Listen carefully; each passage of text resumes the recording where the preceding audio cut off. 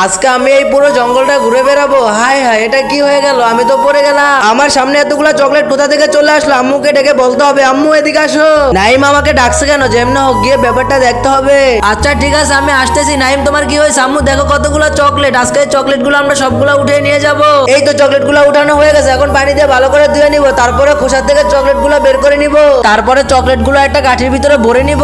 আম্মু, আমি চকলেট গুলো খেয়ে ফেলি। না না, তুমি এই চকলেট গুলো খেতে পারবে না, তুমি এই বিস্কুটটা খেয়ে নাও। বন্ধুরা, তারপরে এই ছেলেটির সাথে কি ঘটনা ঘটে গেল তোমরা তো দেখলে সবাই অবাক হয়ে যাবে। বন্ধুরা, ভিডিওটি দেখার আগে তুমি যদি তোমার মাকে মন থেকে ভালোবেসে থাকো তাহলে ভিডিওতে একটি লাইক দিয়ে চ্যানেলটিকে একটি সাবস্ক্রাইব করে দাও। আর যদি না দাও তাহলে বুঝে নিব তুমি তোমার মাকে মন থেকে ভালোবাসো না।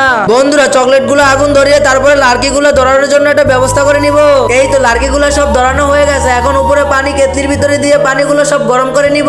বন্ধুরা, সম্পূর্ণ ভিডিওটি দেখার জন্য ধন্যবাদ।